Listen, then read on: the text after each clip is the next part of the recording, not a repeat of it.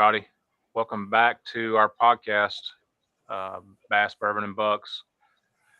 So tonight we are gonna talk about a couple things tonight, and it's kind of a mixture. Maybe not things that would go together, but most memorable hunts and how weather affects what you're doing, whether it's hunting or fishing or whatever. So that's kind of where we're gonna go. And I came to think about this topic after this past Easter weekend.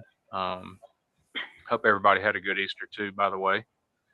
But we had to kind of adapt to the weather a little bit. The kids had to do Easter eggs inside the house. There was rain coming, this and that. So with that whole situation kind of made me think about how we adapt in the outdoors to weather and how it affects how we hunt, what we do, what the deer or fish do, or anything like that. So Hi, that's Heaton. kind of where I wanted to go. Who is that up there? Heaton. What's going on? How you doing? So this past weekend, we I was in down in Alabama in Lake Wedowee. Uh, we were down there just basically just to hang out, and my wife's dad lives down there on the lake, and we were down there to just spend some time with him or whatever for the weekend, and it was raining Saturday. I guess that was Saturday night. Rain was coming, and it was supposed to rain all the way into Sunday morning and all that. So the weather wasn't going to be good. So Saturday, probably late morning, I took Colton down there, and he's had the flu. We've had the flu running around in our house for almost a week now. Be a week tomorrow, but he's had the flu, and I bought him a new bait caster. He's trying to learn how to throw a bait caster, and so I took him down to the dock for probably 10 minutes, about as long as he could stand it to be down there to practice.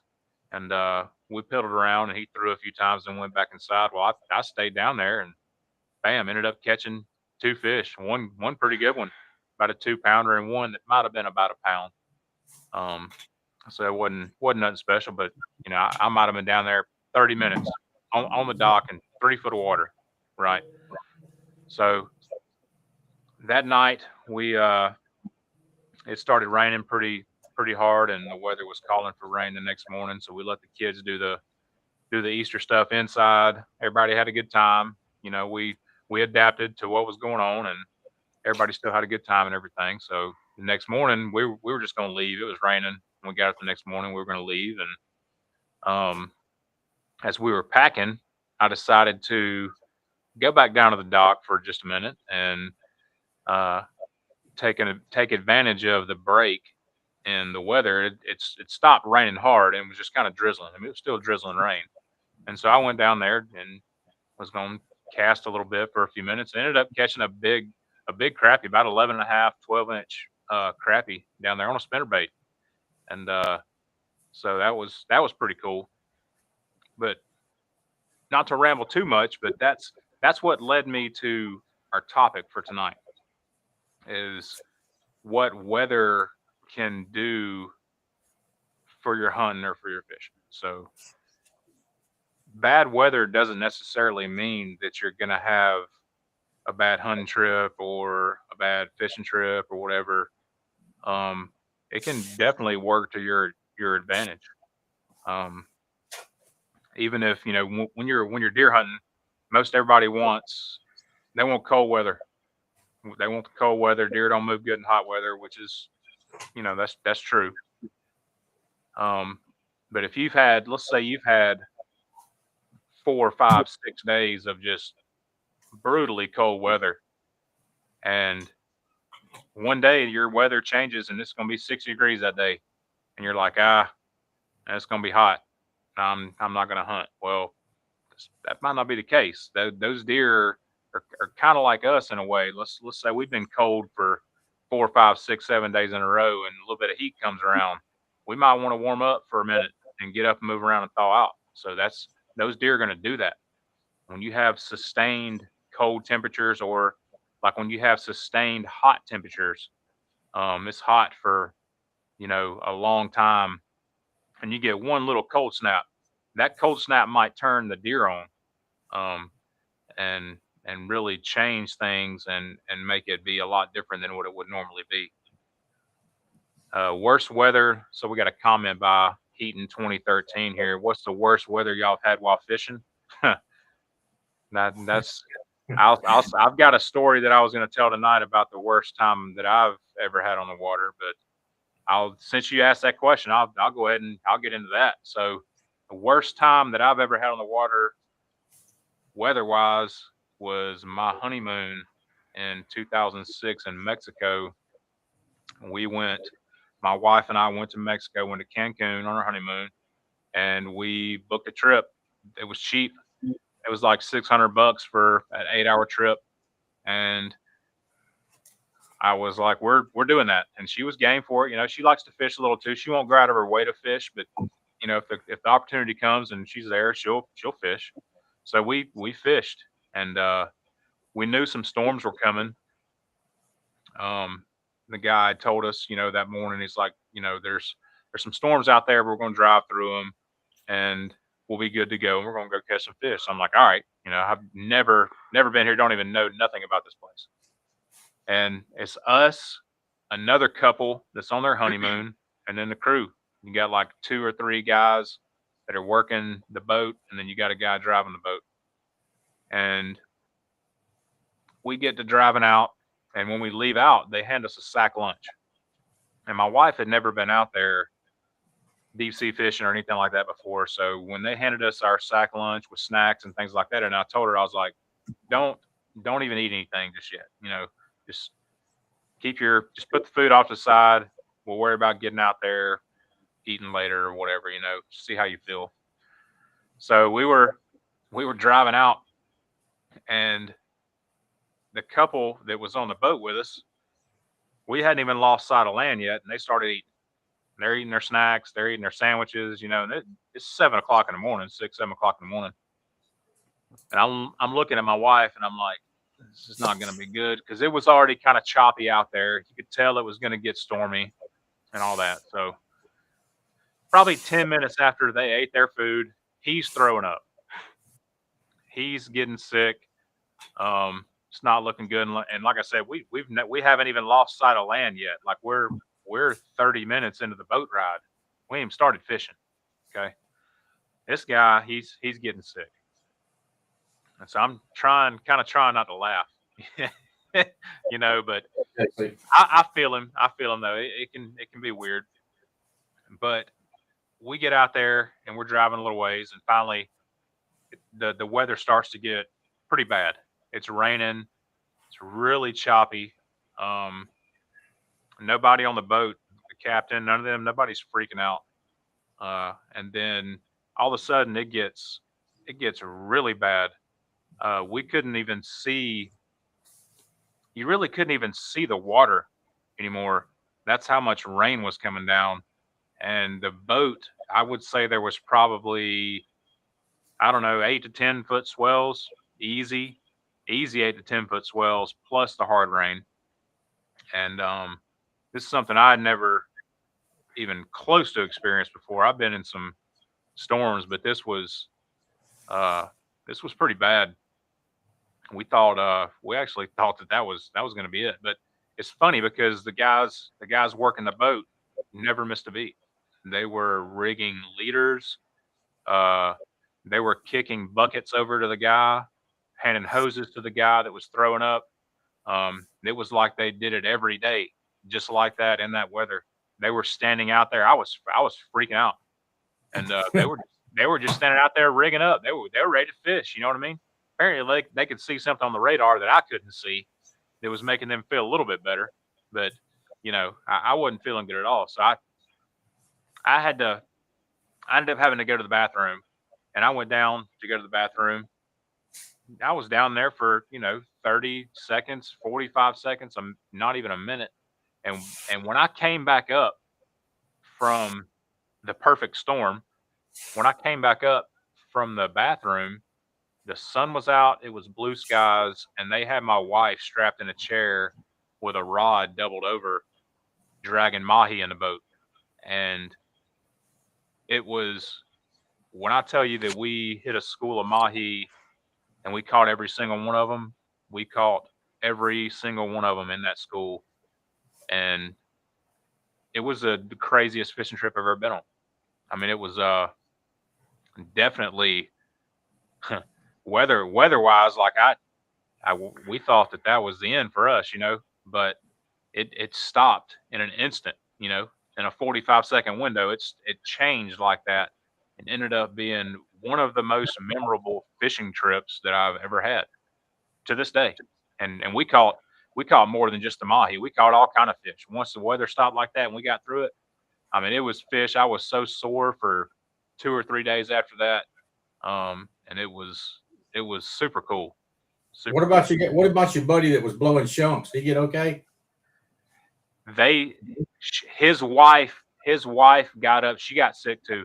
His wife got up, caught one fish, and lay back down. Neither one of them fished the rest of the time. We were dragging them in. When I tell you we was dragging them in, we would drag a fish in. They would unclip a leader, drop it in the boat, take another leader, hook it back onto your line, and you were back out there. And as soon as it hit the water, you were pulling more fish in. You had two other guys that were handling the fish, unhooking it, putting it in the cooler on ice, and it was constant. It was nuts. Hey, Priscilla. It was JC, nuts. Priscilla, I see you in there. Thanks for jumping in with us. We're glad you're here. And I think Kegel's got a question there too. That might be for Brandon and Colton. Yeah, I see that. Are y'all going to turkey hunt? Yeah, we're going to go Friday. Actually, that's the plan. We're supposed to go tomorrow. Yeah, we're going to go tomorrow, but we've had the flu over here, like I said earlier, and we're going to give him another day and give his mama another day to rest. She's been sick too. But yeah, I'm going to go at least twice. At least twice. We got a million things going on in the springtime with baseball and stuff like that. But yeah, we're going to turkey hunt. I'm going to turkey hunt Friday morning, matter of fact. Yeah, some of us got to work and can't go. So, Yeah. Try to get you to call in sick. Yeah, well, that ain't going to work. I know JC would tell on me anyway. Yeah, sometimes you got to be sick. Yeah. Well, tell us about a hell of a fishing trip you might have had. Well, I talked about the fishing trip, the last podcast, that Okeechobee trip was probably the worst water conditions I've ever fished in my life. Well, actually, I wasn't fishing in it. We were just trying to get back to the dock after we'd been fishing all day, but it was brutal. In a 20-foot bass boat, 5-foot swells. I thought that was it too, and there was gators laying everywhere. Yeah, it was one of those kind of trips. It was quite scary. Boat stayed nosed up most of the way back, bouncing. It'd go up, come down, slam down again. It was one of those kind of rides for about, I don't know, a little over an hour to get back. It took us like 25 minutes to get to the fishing spot, but it took us over an hour to get back, and it was just, most of the time I was looking at the stars because it was dark. So I was looking up at the sky because that's the direction the boat was pointed in, I guess, to keep it from going down. But it was bad. That's probably the worst I've ever been in the water. I've been in some pretty bad storms. I've been on tornadoes on Altoona during a bass tournament one time, and I talked about it, I think, one time before, that me and Eddie were out there fishing a tournament one day at the Grumpy Fisherman, and a tornado came up. We didn't know that it was coming. We had pulled up in the river, and all the boats had left the river when we blasted off, and we stayed in the river. And we heard boats coming back about 30, 40 minutes. We'd heard some thunder way off in the distance. We didn't know it was bad. We heard boats coming back, and you could hear them, bass boats, screaming. I mean, it sounded like they were in a race coming back. And we looked up the river, and here they come, man. There's bass boats just coming down that river, and I mean, they're flying. Like, what in the world's going on? We couldn't figure it out. We were catching fish. We wasn't ready to quit. And then we looked behind them, and there was a wall of water. You could see it was white coming down. I thought, dang, we could get wet. So we throwed everything down in the bottom of the boat and turned and went back towards the bridge. Well, all of them got ahead of us, and they got back to the boat ramp, and they're tying boats off, trying to get out of their boats, but we didn't have time. So when we got back to the bridge, the sheriff's department was on the bridge with a loudspeaker telling us to get out of the water. It's a tornado. And well, it was too late. So there was a boat under the bridge with a guy and his wife. She was laying in the bottom of the boat screaming, crying.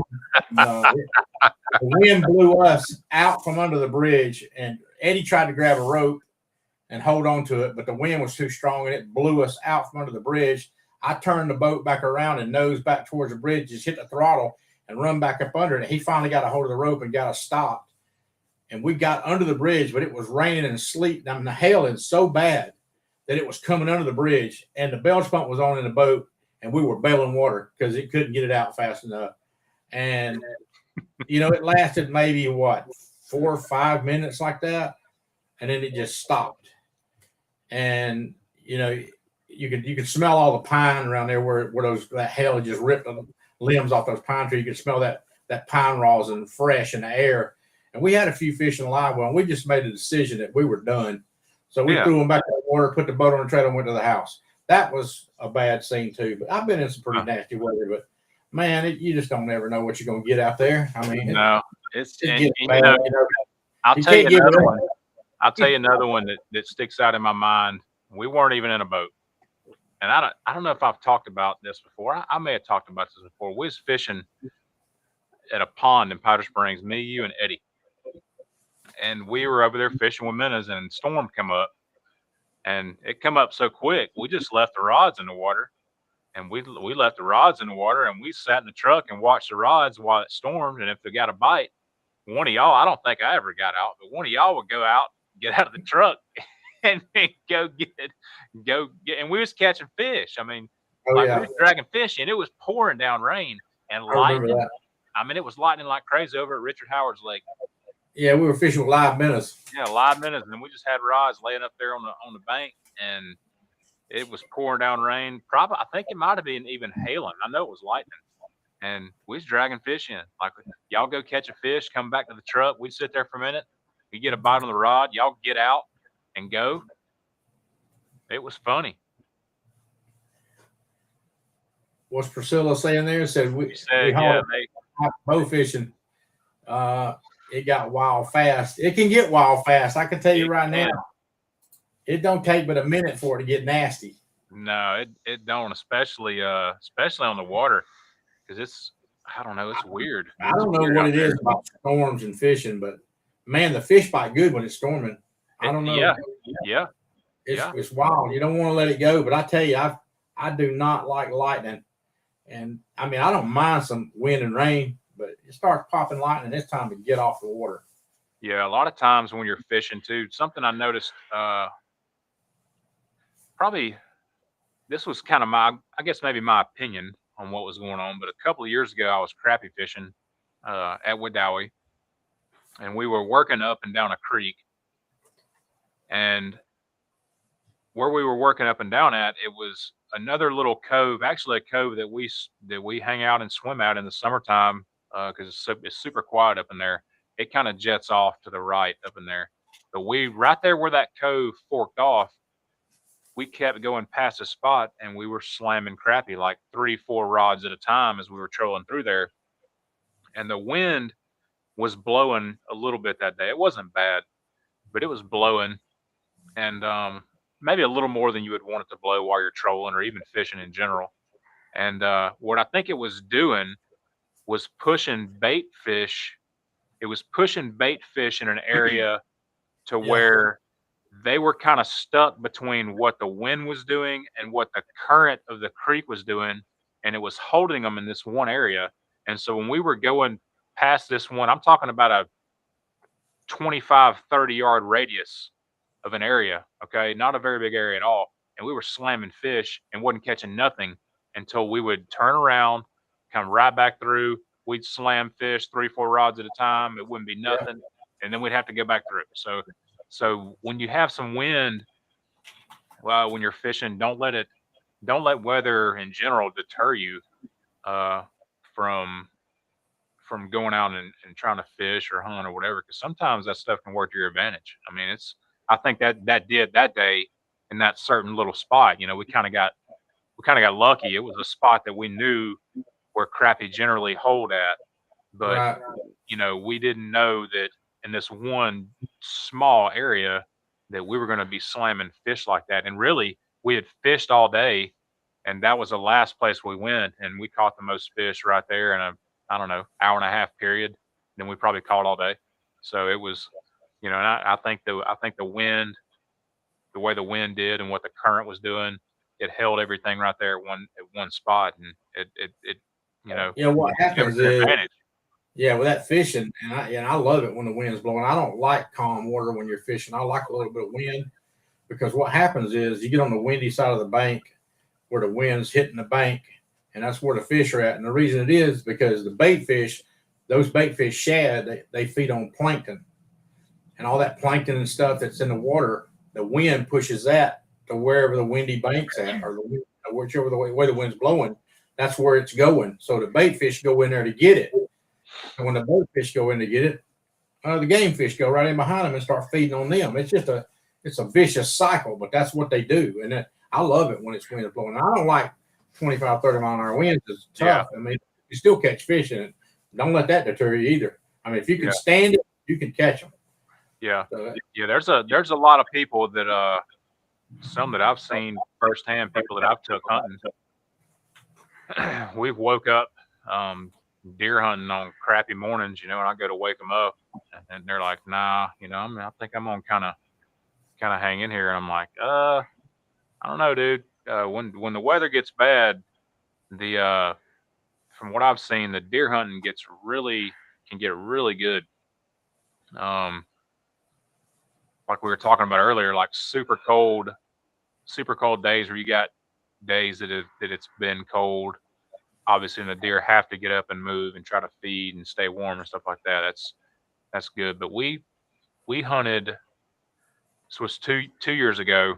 We were hunting, and it had been kind of cold. But then we had a storm system move in, and the weather was going to kind of get a little warmer, probably in the 50s or 60s, and it was going to rain like crazy. And it was actually the season that I killed this deer right here, and it rained all night long. I'm talking about hard, super hard. And the next morning we woke up and it was still pouring, and we decided to sleep in. I think we actually even discussed not hunting at all that day, kind of depending on what it did or whatever. But we decided to sleep in, and we were gonna go get some breakfast, watch the weather, see if it was gonna break up, catch a break, and go get in the stand just so if it just so happened that the weather stopped, that we would be there and try to catch some deer movement. So that's what we did. We slept in, went to Cracker Barrel, got some breakfast. I probably showed up to the farm around, I don't know, 9:30 or so, 10 o'clock. Uh, Sat in the truck for a little while, caught a break in the rain, and they were going to be good because they were going to be sitting in a box. So it really wasn't a huge deal to them. Um, you still have to sit there and watch it rain, but I was not going to be in a box. I was going to be out exposed, and all I had was an umbrella. That was it. So we got a break in the rain. I had just enough time to get to the stand before I got too wet when it started raining again. And I sat there in the rain for probably 2 hours. I'd say it rained hard. And it was warm. I mean, I had clothes on so I wouldn't get wet, but at the same time I was kind of sweaty. It was just not good conditions at all. But that's the week. We took off of work for that week. We gotta take advantage of our time. So we stuck with it, and probably about 12 o'clock it stopped raining. Sun came out, um, but it was muggy. It was 55, 60 degrees maybe, super super humid, and didn't really have a whole lot of confidence in the rest of the day. But after it stopped raining, it wasn't very long. I think Dad had texted me and said that there was a buck coming my way. and it was a deer that we had seen. He had a half rack. He was broke off all the way at the base on one side, and sure enough, 5 minutes or so later, he came out in front of me and started working around, sniffing on some scrapes and all that, and started working up the edge of the woods in front of me, and then just came to a dead stop out of nowhere and turned and looked and started coming towards the creek. I'm sitting there's a creek directly behind me, and this is a good sized creek anyway when it's not been raining. But after all the water runoff into the creek from the fields and stuff like that, this creek was well up over the banks. There was trees, whole trees moving down limbs. I mean, it was white capping. It was super rough, and the deer usually use that creek too. So in my mind, I'm not even thinking about anything behind me because nothing's going to cross that the way it looks, right? So I'm watching this buck, and he looks across to the creek, and he comes running towards me, and I'm watching him, and he gets over there and makes a super loud grunt, and when he does that, I look across the creek, and there's a buck chasing a doe on the other property behind us, and not even thinking twice, that doe piles off into the creek. Boom! The buck comes right behind her. They barely get across this creek. I mean, they're swimming there. There's nothing above the water but just their face, because the water's so rough.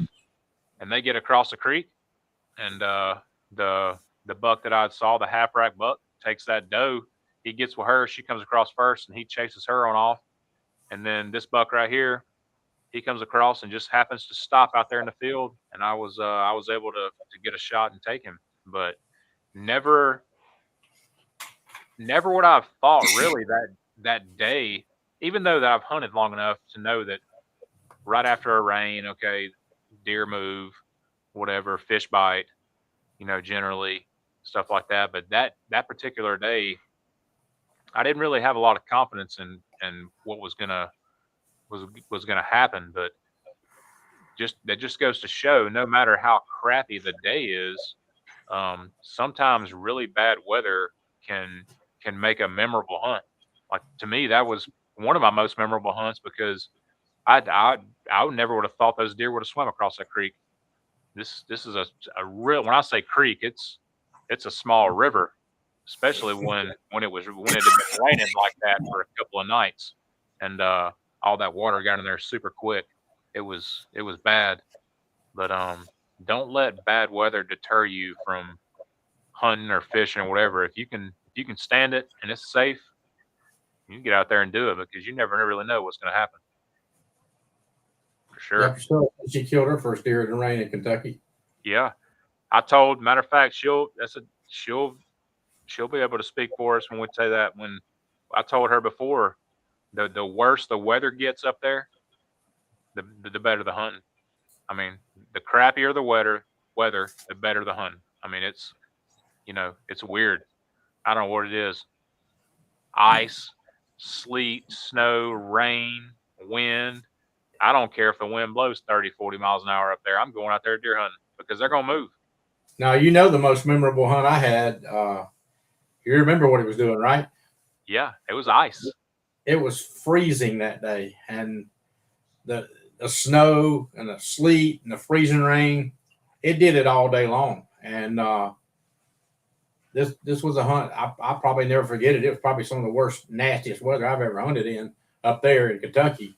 Um, it was so cold, and that wind chill would just cut you. And it was just snowing and sleeting and freezing rain all day long. I mean, it from daylight till dark. It did it. I mean, and that buck that we sat on, we actually I'll cut the story short because it takes a little while to tell what happened. But anyway, I ended up in a blind with Brown, and he had seen these deer earlier in the morning.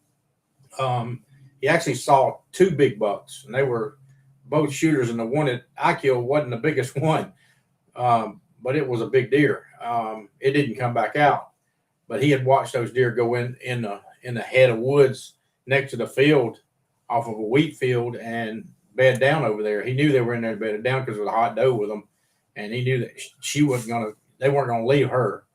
and they'd be back. So we sat there, and I mean, when I say we sat there for a long time, and I got hungry, and so I told Brandon, I said, I'm gonna slip out of the back of this blind and go back over to the truck because the way the land laid, you could go out the back of the blind, and we were in a barn, and you could go out the back of this barn, and the deer wouldn't see you. The ones that were in front that we were seeing, they would never see you.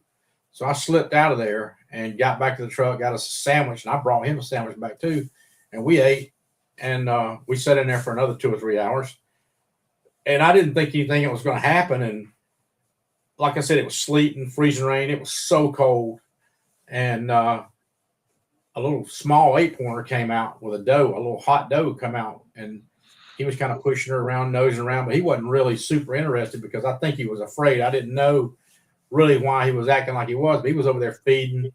He was feeding on wheat, and the doe was out there feeding too. And he wasn't really paying her a lot of attention. He kept looking back over in the woods, and I'm like, well, I didn't think anything about it. About that time, this deer just hops over the fence right out in the field. I mean, it was a 9-pointer, I think, wasn't it? 9-pointer. Yeah, 9-pointer. I Big knew, 9. I knew that deer was going to stay there, and he did. He laid right there all day long. Yeah, 140-inch 9-pointer. He hopped over that fence, and I just looked at Brandon. I said, "Is that him?" He said, "Yeah, that's one of them. Go ahead." So, I mean, I laid the gun across his back. He was in the blind with me.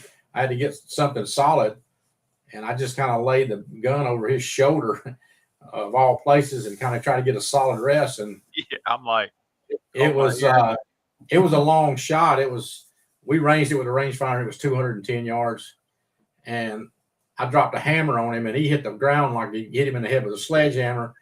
And all of a sudden, we're high-fiving. I mean, it just like, we're excited. And he bounced back up and like hops over the fence and was gone. I'm like, what happened?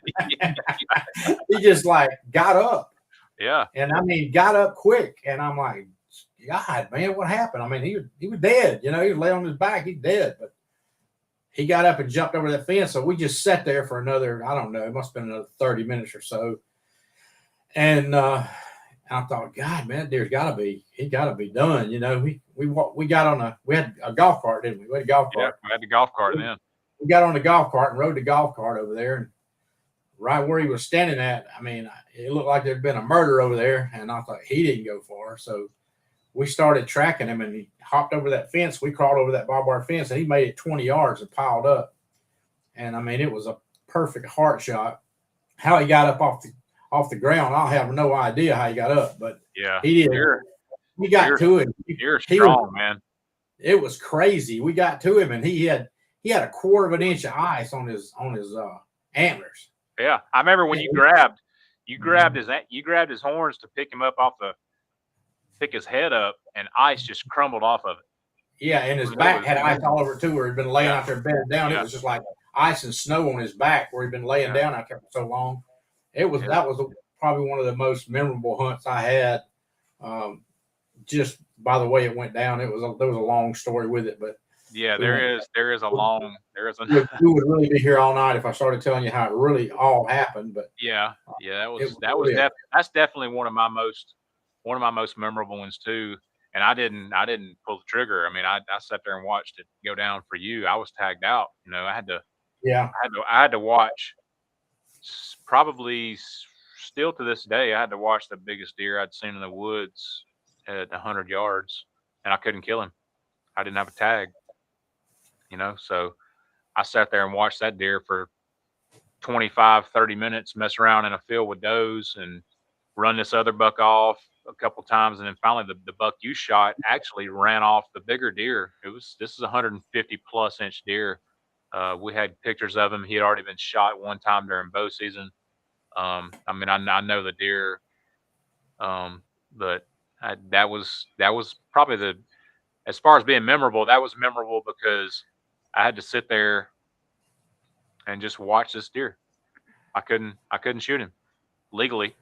I could have broke the law if I was that kind of guy, but I kept the safety on, and I texted Dad, and he came over there and was able to close the deal and make for a good, memorable hunt. So that was worth it for sure.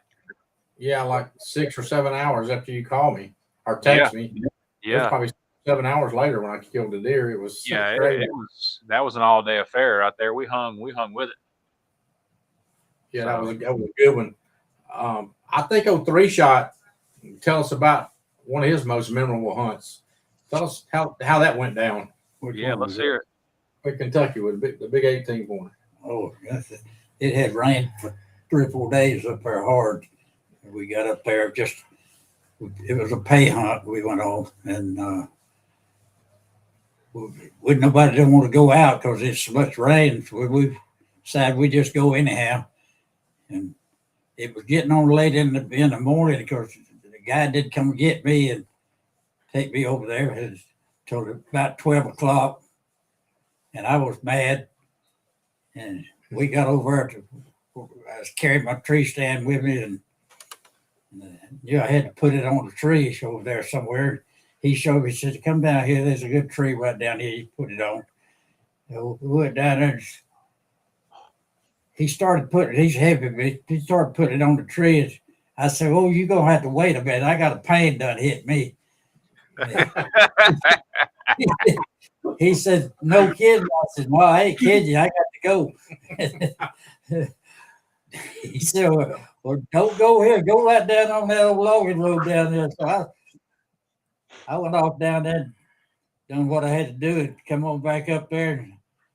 And I done made so much racket. I told him, I said, "I don't know if we're going to see anything or not." He said, "Well, get on up there in the stand." So I didn't get up about 8 or 9 feet up on that tree, and sat there a few minutes. It wasn't long.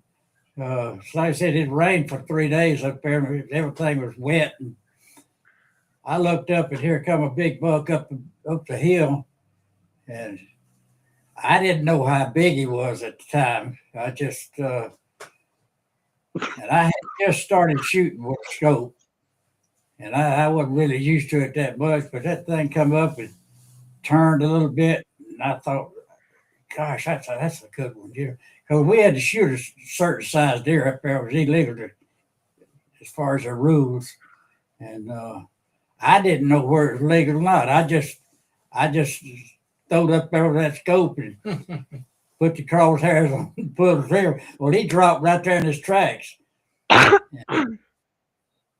Doug was on the other side of the property, over probably 5 miles off, and I got down. I thought, "Well, I better go look at that." And I walked up there to him, and I got so shook up I couldn't hardly stand it. He was bigger than I thought he was. And, I pulled him over where I could see a little bit more of him, and I started counting the points. And we corresponded back and forth, even though we was a long ways apart, with a walkie-talkie. And I counted and counted, and I got up to 18 points on him. And I said, "I better call Doug." So I got on the walkie-talkie, got him on there. I told him, I said, "I got a big one down over here." He said, "Is he down to stay?"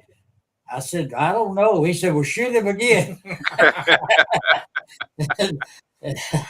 I said, "No, I don't think he needs to shoot again because it was a kill shot, and he wasn't moving in it, and I was the only one doing the moving." And I got a hold of him. And I said, you need to get over here, boy." He said, "Well, it's going to take me a long time. You're a long ways off." I said, "Well, it'll still be here. He ain't going nowhere." Well, he come over there. I had the buck was laying up there where you couldn't hardly see it on the side of the old logging road, and I laid him over there, and his horns were sticking up in the air. They looked like they was coming up 4 feet high. And Doug come down through there on the 4-wheeler, and he didn't go past him about 5 feet. He said, "God, I see him." And he jumped down off of the 4-wheeler, run over.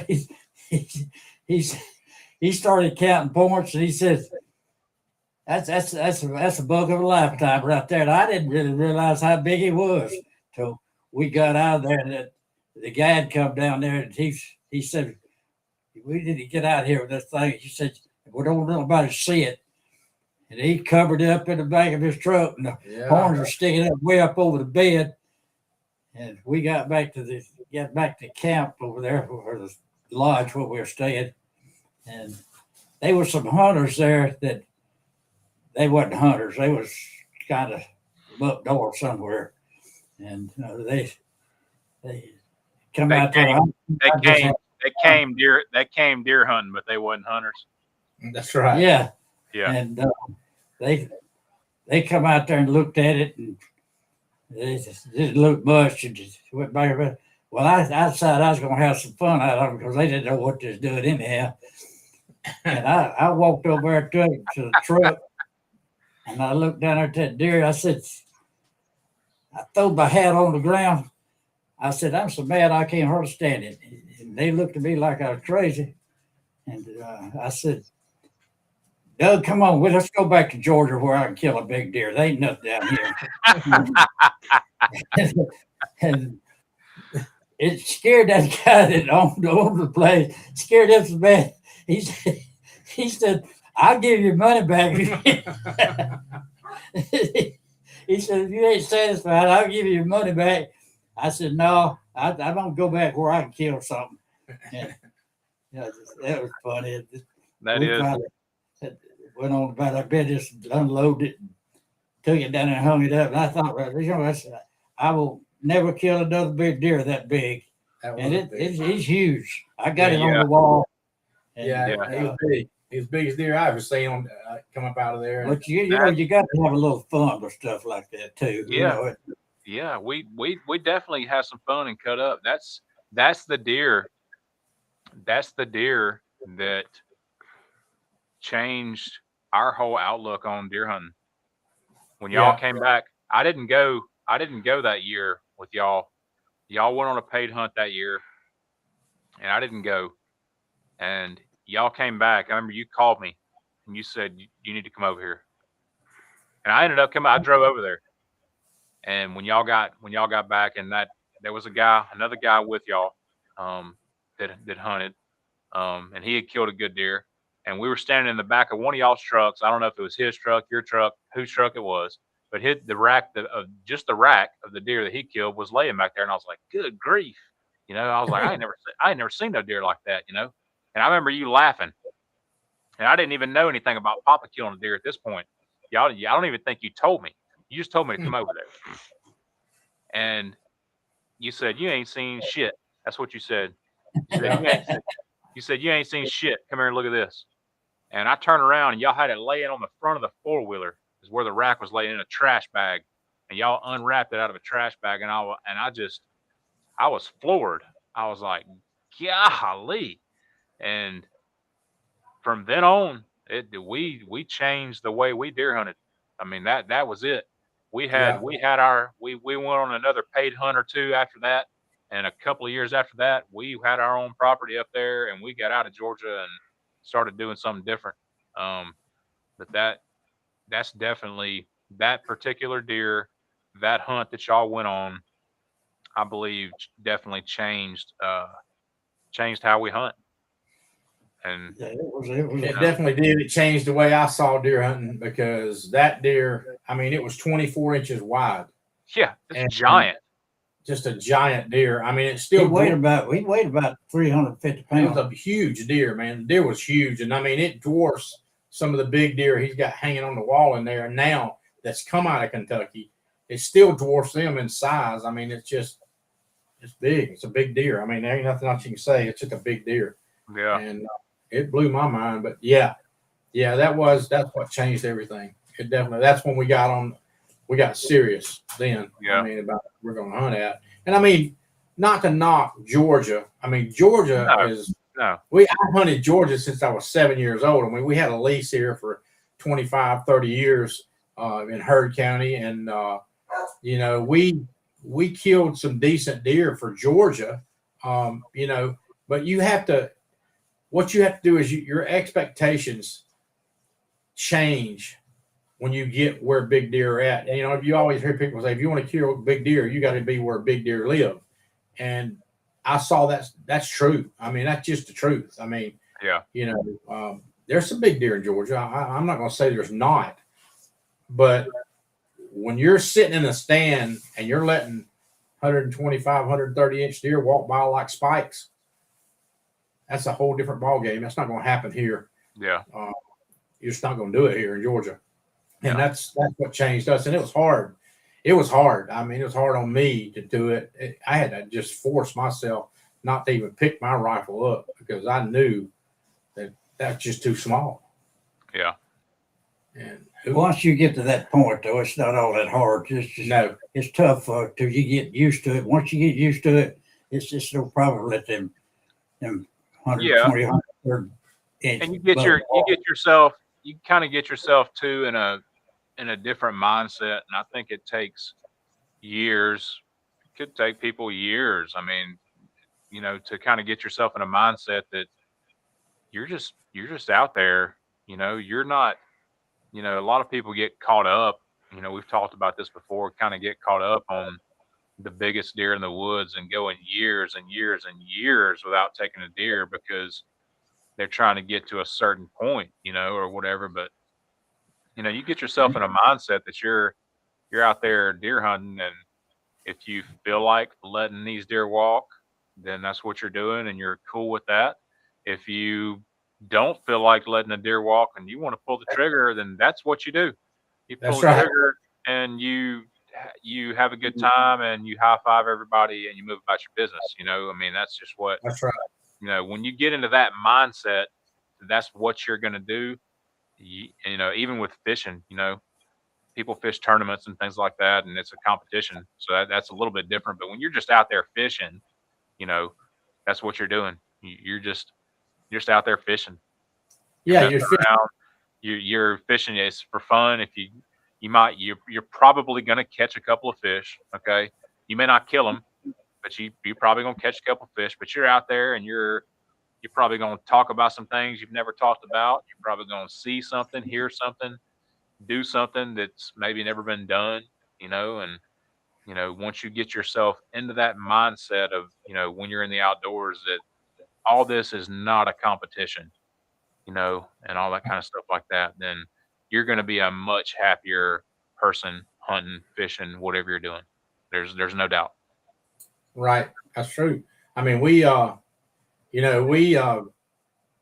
used to fish a lot of tournaments, and I quit fishing tournaments just for that reason. It got so heavy in the competition, and I like competition. Don't get me wrong. I mean, I like to fish a bass tournament every now and then, and I will fish a few charity tournaments. Something like that. I fish maybe 2 to 3 a year, at the most now. But I just like to go have fun. I mean, you know, you go out there with no expectations of catching anything. Yeah. I like catching fish. I mean, I love to catch fish, but I just like to be out there. I like to get out there on the water and just enjoy myself. Just sit and talk and solve the world's problems while you're sitting out there on the boat. I mean, it's just peaceful until a wake boat throws you out of your seat. But it's fun. But yeah, I mean, that's it. Just don't get too wrapped up in trying to get the best out there. Go out there and enjoy yourself, man. Just have a good time. That's what it's all about.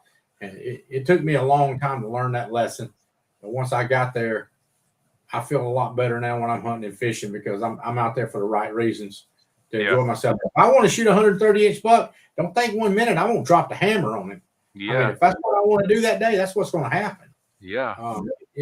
I've killed them before and I'll do it again. I mean, I ain't going to say it ain't going to happen this coming season. If I take a notion to do it, if that's what trips your trigger, man, pull the trigger. That's what you're out there for. That's what you work hard for. Get out there and deer hunt, and it don't matter what they look like. I see Priscilla's got a comment up there. What's she saying? She said, speaking of bad weather, me and Dad have had some really memorable turkey hunts with spring storms rolling in. Toms will shot gobble after a good thunder, and it's so cool to watch. Yeah, so another hunt that I went on, I think I was by myself. I think I was hunting by myself. I think you were somewhere else when I experienced this when I was turkey hunting. So turkeys are a little more finicky when it comes to weather than deer are. Birds, I think in general, are probably a little more finicky when it comes to weather than deer or any other, larger game animals. But I was uh I was turkey hunting in Heard County sitting on a pasture in a blind, and a storm rolled in, and it was getting dark and looking nasty and lightning off in the distance. And all of a sudden, out of nowhere, three it was three jakes. This is probably, even though they were jakes, this was probably one of the coolest turkey hunt experiences I'd ever been on. Three jakes come running into my decoys within, I don't know, 25, 30 yards of the blind, and they gobbled the whole way. The way the clouds were, and the way it had the light, uh, and everything, their colors, their blues, their reds, the whites, everything was like glowing so much. So, and they were all up close. So they were gobbling everything super up close to me.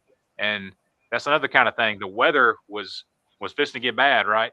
But the turkeys were on fire. They knew the weather was getting bad too. They were fixing to get somewhere. It wasn't raining yet, but it was dark, lightning, thundering. Every time it thundered, they gobbled 3 or 4 times in a row. I mean, it was super cool. I've seen that same thing happen in that same pasture that you were hunting on. Yeah. I was sitting in the blind one day out there, and it come a storm like that, and I'm telling you right now, it was raining so hard you couldn't hardly see. And there was 3 or 4 gobblers out there with hens, and they were strutting in the pouring down rain. I couldn't believe it. But I read some books, and I've heard some other professional hunters talk about it, that when when it's raining and it's bad, turkeys go to the field. Yeah. And the reason they do, you know why they go to the field? The Because wind, when it's windy too. they can't hear anything, they can't see anything, and predators will get them when it's raining like that in the woods. They can't hear them coming, Yep. they can't really see them coming, so they get out in the field where they're out in the open where they can see everything around them. Yeah. And if And they need that's to, they just get up and fly. They Yeah, can but fly. yeah, But they're in that in the field, woods, yeah.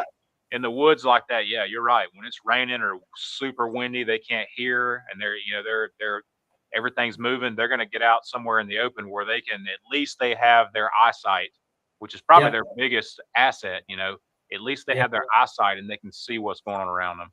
Yeah, if they could smell, you would never shoot one. No, never. No, you wouldn't kill a turkey if they could smell you. It'd be harder than trying to kill a coyote. Because that eyesight on them things is unbelievably good. Okay. Yeah. I mean, it just blows my mind. I mean, you ain't got to move nothing. I mean, No. you think you'll be still, but you ain't. Yeah. And they're going to see you, and next thing you know, they're in the next county. They'll leave. Yep. They'll leave in a hurry. But yeah, I mean, like I said, some of our memorable hunts and some of our memorable fishing trips have always been in the bad weather, and Yep. it's kind of weird how that happens like that. I mean, it's Yep. strange.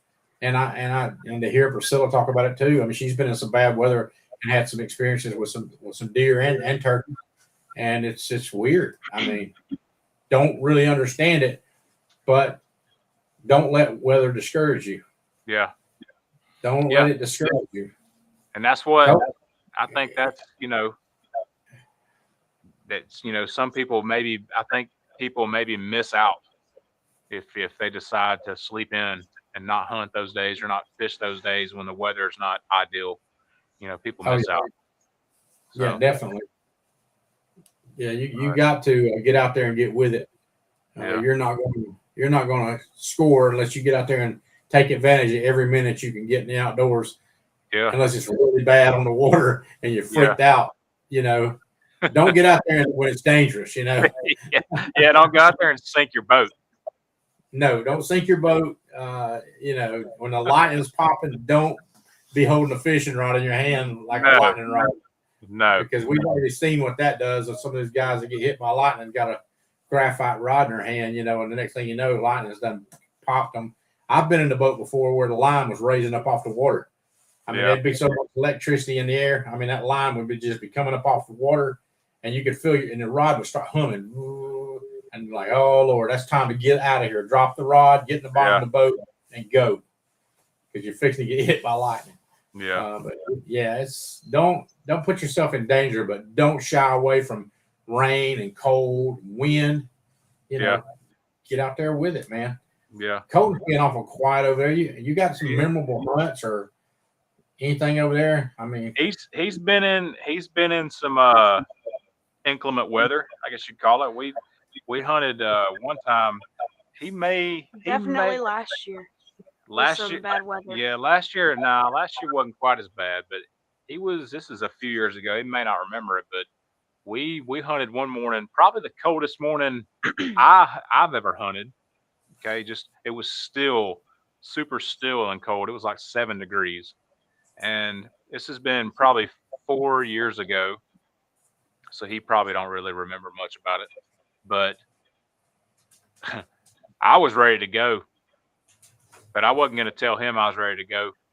I yeah. sat I sat there and let him stay for a while, and we made it till about 8:30, 9 o'clock, and he finally looked up at me and he goes, "Can we go get in the truck?" And I'm like, "Yeah, yeah." I didn't even argue. I just started. As soon as he started talking, I was packing things up. I knew where he was going. I knew exactly where he was going with it. So Yeah. we got in the truck. Yeah, we got in the truck. But he's been in some bad weather too. Nothing. He's going to be in some more. Let's put it that way. Probably didn't. He didn't have a buddy here with him, did he? No, it was cold. Now we had the heater. We did have the heater going this year. That thing right there, That's a good thing to have. that is the ticket. You like that buddy heater? That is the ticket. Yeah, Yeah, it works good in a blind too, doesn't it? it does. It'll knock that chill off of you, man. That wind coming in there on you is brutal. Yeah, yeah. We had it man. toasty. It was toasty in there. Oh yeah, it gets toasty in there. I mean, it in that box that me and old 3-shot hunt out of. I mean, you got to open a window, it gets so warm in there. Yeah. I mean, and it gets really hot. See what Priscilla said right there? Hang on.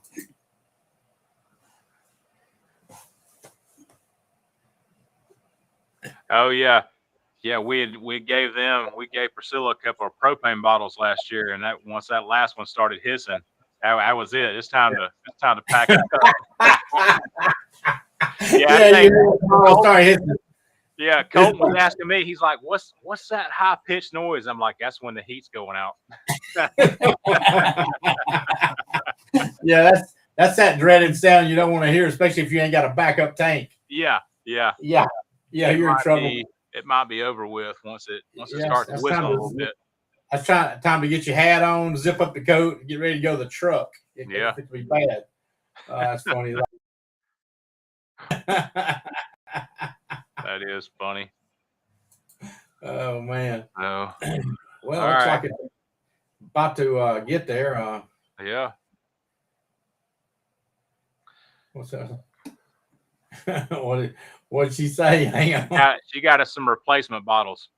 Oh, replacement bottles. Yeah. Hopefully we'll need them. Hopefully it's cold enough to need them. So yeah, I hope it's good and cold this year where we don't have to worry about that. Yeah. Well, Priscilla, I'll be calling you here pretty soon. I got, I need to tell about the big bass I got back years Oh ago. yeah. Let's see, before we let this thing go. I don't know. We got to hear this story right here. I had never heard this until today. Oh, really?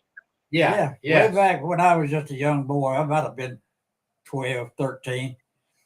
I fished at a little old private lake. Well, it belonged to the county. Anybody could fish in it. And I didn't even know what a bass looked like.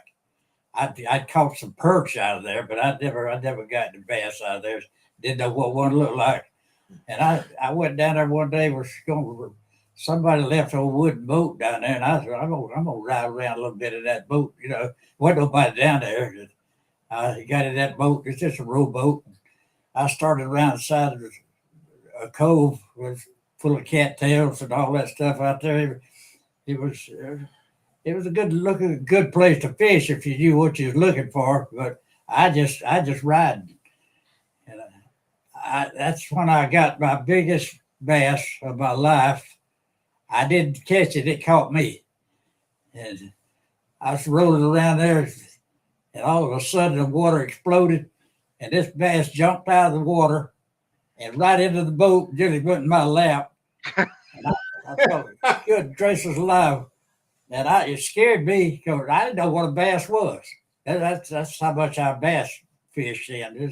I just caught whatever I could catch when I fished with a cane pole. But I grabbed that fish up And I knew it was the biggest fish I ever seen. Somebody, after they seen it, said, "That's a big bass." I said, "Well, I didn't know it was a bass." And took it home. I took it home. I didn't turn it back in. It was a large mouth. They had big shoulders on it. I took it back home, cleaned that thing up. We eat it, but the funny part about it is, that was when I learned what a bass was, and I didn't catch it, and I don't never say I did catch it. It caught me, but that was a fishing trip I won't never forget. It was just. Did y'all weigh it? Yeah, we weighed that thing. Weighed 9 pounds. Dang. Yeah. I did just like I said. I did do that just back before I ever caught anything except a little old perch. I guess that's one of the times you can talk about they're just jumping in the boat. Hey, that's the kind of luck. That's the kind of luck you have, though. Yeah, no kidding. You're the Well, only what I person. had done, I had him down up. You're the only person that I know that a fish has ever jumped in the boat with you. You know what I mean? I don't know anybody else like that, and I also don't know anybody else that's missed a deer and then killed a sumbitch the next day. Same deer. Same deer. That's luck. That's luck. That's that horseshoe. That's that horseshoe that people talk about. He says it's skill. We know better. Yeah. I'll tell you, I didn't get my luck from you. You got all the luck in the Rice family, that's for sure. Now you got what you got from me, and it ain't luck. I can tell you that right now. Yeah. Now we gotta work. Ain't no luck over here. Mm-hmm. So, all right, well, let's wrap this thing up. I guess the moral of the story tonight is don't let weather run your life. No matter what you're doing, whether you're hanging out with your family, doing cookouts, doing whatever, you need to adapt and do something else. If you're deer hunting, you're fishing, there's bad weather coming. Kind of take that as a sign, and if you can make make the preparations for it and get your rain suit out or do whatever you're going to do and get out there and hunt, it could possibly be a really memorable hunt for you. So don't let weather deter you from getting outside. Try to adapt and do something else. That's kind of the moral of the story that I got tonight. How about you? Yep, as a moral of the story, that's exactly what I got out of it too. So it says, bye guys. Have a good rest of your week. We're going to try to. That was Cagle. That was Cagle. I'm sorry. Thank you, Cagle. We're glad you come on here tonight, man. But if you want to go ahead and call it quits there, Brandon. Yeah, let's do it. Y'all have a good night, and we'll see you next Wednesday. Be good.